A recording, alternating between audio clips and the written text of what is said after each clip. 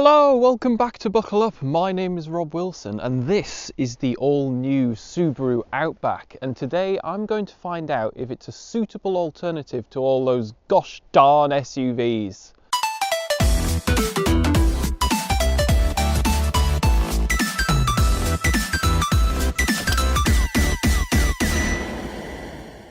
Okay, so let's start at the front, as we always do, and the first thing I want to talk about is this excellent colour. It's called Autumn Green Metallic, and I think that every car, especially one with SUV-ish styling, looks better in dark green. It's just a thing.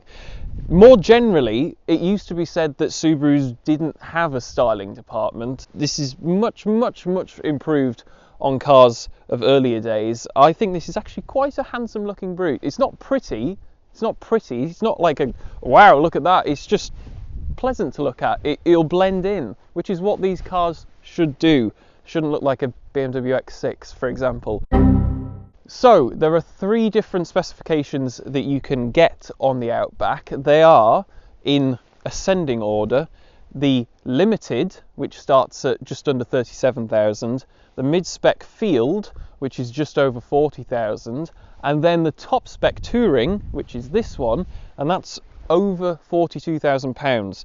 So it's quite expensive, but it does have a lot of toys, so we'll have a look at that when we get inside. But now let's go to the side and see what's going on there. So at the side we can see the influences of SUV styling, but definitely more of an estate form. You've got big chunky plastic cladding around the wheel arches and along the bottoms of the doors, and then you've got these huge chunky roof rails which can hold 67 kilograms in either the Limited or Touring spec, but for some weird reason the Field spec you can have 100 kilograms. Anyway, you've got tinted glass, and there's a nice Outback logo down here to let you know that you've bought the Outback. But yeah, it's standard estate car, but it's raised 213 millimeters of ground clearance, which is actually pretty good. And this car doesn't really have any rivals anymore. There's no Skoda Scout models, there's no Mercedes Rise things, there's no Volvo cross countries. If you want a risen estate, this is it. This is all you can get now. I like it. Anyway, let's go and have a look at the back. Okay, so now we're at the back of the Outback, and let's start off with the name. It's here. It's printed on the right hand side of the boot lid, and on this side it says Subaru, and then underneath it says symmetrical all-wheel drive, which, in case you didn't know, means that the power will go 50 to the front axle, 50% to the rear axle. So that will always be the case. It can't send more to the back or more to the front. It's always 50-50. That's Subaru's big sort of off-roady selling point. You also have a tow hook, which means you can tow 2 tons, which isn't bad for something this size. It's only really your full-size SUVs that you can do much more than that. So this is pretty good if you're wanting to tow a trailer, horsebox caravan maybe. That's 2 tons braked, by the way. It's only 750 kilograms if it's unbraked, so just be wary of that. There's nothing really too much else to talk about, so I'll open up the boot and then we can have a closer look at that. Hello, you join me in the back of the Outback, the boot, and let's talk about literage. This has 561 litres of storage with the seats up, and if you fold the seats down it's 1,750 litres, which is pretty darn big for a boot, even on an estate car. You've also got some quite handy features back here in the form of these little pulls that mean you can fold the seats down from the back. You don't have to walk all the way around to get them. You've got little hooks that pop out there. You've got massive, great big solid tethering points here, on this side as well, and you've got a little 12-volt socket down here as well. If I jump up slightly and lift up the boot floor, there's actually quite a bit of space under there, which is handy if you want to hide some stuff away. But there isn't too much else going on back here, apart from you've got a subwoofer, because this has got a Harman Kardon sound system, but we'll talk more about that when we get inside. So let's go and test out the back seats and see if I fit. So now I'm in the back seats of the Outback, and I have to say I've got plenty of room in here. I've got bags of headroom, even with the sunroof. I've got loads of knee room. I can stretch my feet out under the seat in front. This seat is set up in my driving position, and for reference, I'm 6'2" or 188 centimeters tall, whichever floats your boat. I have, in terms of features back here, loads of things. I've got heated seats in the back, 2-stage. I've got 2 USB-A's in there. I've got seat back pockets on both seats. I can fold down this armrest, and it's got 2 cup holders in it, and it's actually very padded and comfortable. I've got some Isofix on the 2 outer seats, and rather ingeniously, I can recline or put these seats up more upright if I want a bit more boot room. So it's just flick of a lever down here. That's good. Obviously, if you don't need all the boot space, being reclined is much more comfortable, and just the amount of space that you've got in here is fantastic. In terms of materials, it's very nice. You've got soft touch all along the tops of the doors, and even further down the door card as well. There is a bit of a hump in the floor, but it's not too much of a problem because you do have quite large footwells, so you should be able to squeeze your feet in with your fellow passengers. Practicality wise, I have a bottle of water that fits into this little slot in the door, so that's good. But yeah, that's sort of it for back here. So I think we'll move into the front and see what else is going on up there. Okay, so now we're in the front of the Outback, and the first thing I want to talk about is this screen, because it dominates the front of the cabin. It's portrait, it's enormous, and it's very similar in style to things like the Volvo systems, the Ford Mach-E, and I guess Tesla to an extent as well. It's not the fastest system in the world to use, especially if you're on maps. It's a bit laggy, but in the real world, you're not really going to be using the cars system. You're going to have Apple CarPlay or Android Auto plugged in. And if you're doing that, it works absolutely fine. If you are going to do that, you need to plug it in via a wire. It isn't wireless. And your phone slots down in this little place here. Because it's such a big screen, a lot of the features are inside it, which you wouldn't necessarily want to be there, like climate control stuff. Now, there are a couple of shortcut physical buttons on the side of the screen for turning the temperature up and down, but you can't do things like the fan speed from buttons outside the screen. That's all done inside the screen, which is a little bit fiddly, as are your heated seats, which is, again, you've got to push a button to then push another button to then push another button. It's too many steps in the process. Other physical buttons that you have are for your heated front windscreen and your rear windscreen. And you also have volume and tuning controls that are physical as well, which I guess is a plus, but I obviously prefer it if everything had buttons, because having stuff in the screen is just a little bit irritating. Down in the center console here, you have your shifter, but this is automatic, so it's just park, reverse, neutral, drive. You have your automatic handbrake and a button called View, which if you press shows you the many camera views that you have. You've got one facing forwards, one facing backwards, and one on the passenger side. Not on the driver's side, only on the passenger side, which is a little bit odd, but I understand why they've done it. It's so that you can see where the curb is if you're parking or something like that. But I mean, if you're going to do it on that side, you might as well do it on that side as well. Now I'm going to talk about the steering wheel and all of its many, many buttons, because you have your standard volume seek controls on this side, but on this side you've got all of your driver assistance stuff. So you've got your adaptive cruise control. You also have auto steer, and I've used this feature and I'll demonstrate it when we're driving, and it's quite good actually. A little bit disconcerting at first, but it'll keep you in lane as long as you have your hands on the wheel.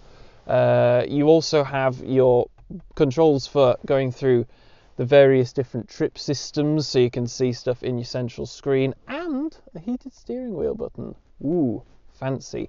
One thing I will say about the heated steering wheel is it doesn't heat this bit. It's only the bits that you're supposed to hold, and that sort of ties into Subaru's big safety push thing that they're doing at the minute, because you shouldn't be driving like that. A lot of people do, but it's just this bit's cold. Anyway, practicality, so much. Let's start with the door bins, which are big enough for a bottle of water. You also have 2 cup holders in the middle, which obviously fits a bottle of water in.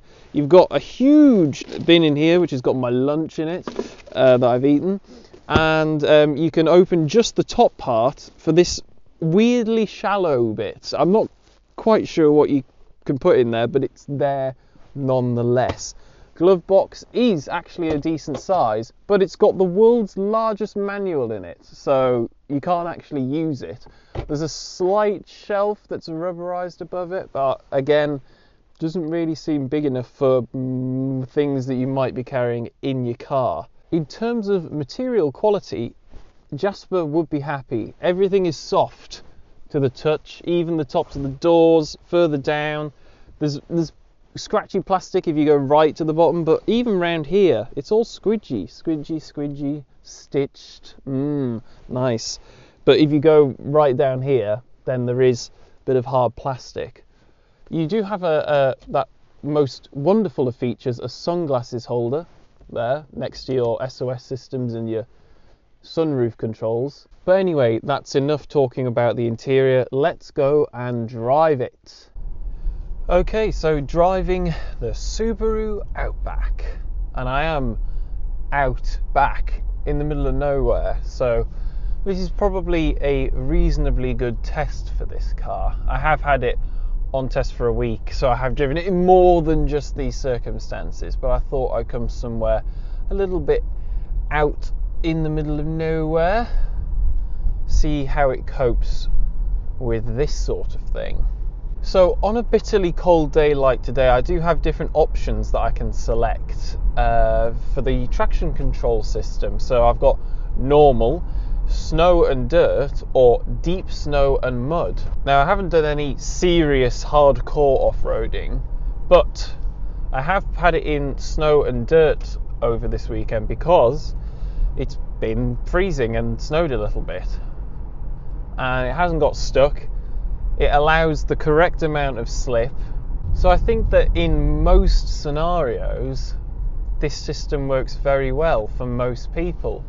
If you're doing a bit of serious off-roading, then maybe something a bit higher up, like a Land Cruiser or a Discovery or Defender would be better, but they're a lot more expensive than this car, and I think it does a very good job with the setup that it has. So in terms of performance figures, the Outback only has one engine choice, which is a 2.5 litre boxer engine, no turbo available in the UK, so it's 169 PS and 252 newton meters of torque, which is plenty enough for driving about normally. That means that you can do 0 to 60 in just over 10 seconds and go on to a top speed of 120 miles an hour. Now, the elephant in the room when it comes to the drivetrain is, of course, the gearbox, because it is a CVT. So a CVT will pick a rev band and then change the gears up and down within that rev band, rather than just going through the rev range like a conventional automatic. Now, Subaru have developed their own special twist on the CVT gearbox, which they call Lineartronic, which means it is more akin to a conventional automatic, where it still picks the rev band, but it at least revs through a broader range of revs, so it isn't that annoying that you get on normal CVT gearboxes, and therefore it is the most pleasant CVT gearbox that I've used. However, it's still a CVT gearbox, and therefore it's still ultimately flawed, because it's just if you're going to go to all the bother of making your own spin on a CVT, why don't you just put a ZF gearbox in, or a conventional automatic, or a DSG or something? I mean, it spoils what is otherwise a very pleasant driving experience. It's very quiet, it's exceptionally comfortable. I do think that the suspension has been set up more for the American market than ours here in Europe, but that's not to say that it's not a terrible handling car. It's just more softly sprung than most of the European cars are. Now, it's no sports car, but it is no real difference between most estate cars, because it's using an electric steering rack, so it's not exactly full of feel or direct, but it does the job. Brakes wise, again, not the best feeling. They don't feel particularly linear to me. There seems to be a bit of travel before there's an initial bite, and then as you slow down, even if you keep your foot in exactly the same position, the brakes seem to come on more the slower that you get. So it can be a little bit jerky at first, but once you've got used to it and you understand how the system works, then it's absolutely fine. And they do a very good job of stopping what is quite a large car. This is over 4.8 meters long. So I think what I'll do now is talk a bit about the safety systems that this car has, because there are a lot. You've got your lane departure warning, you've got blind spot monitoring, as I mentioned earlier, you've got auto steer and adaptive cruise control, which are great features and seem to work really well on the motorway journey down here. But it does have some irritating things. Now, there seems to be a system that tells me and beeps at me when it says I'm not looking at the road, which is quite irritating, because it seems to happen even when you are looking at the road. It's just, it does a scan of you, and whatever that scan is, it must determine that you're not looking where you're going.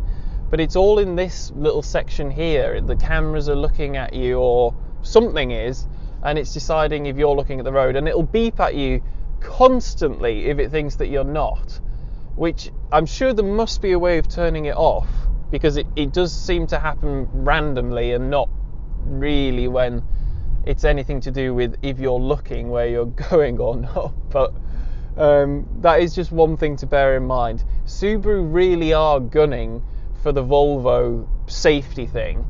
You've got big chunky seat belts like you do in a Volvo, which seem like they've got some pyrotechnics going on that'll lock you in place if you are in an accident.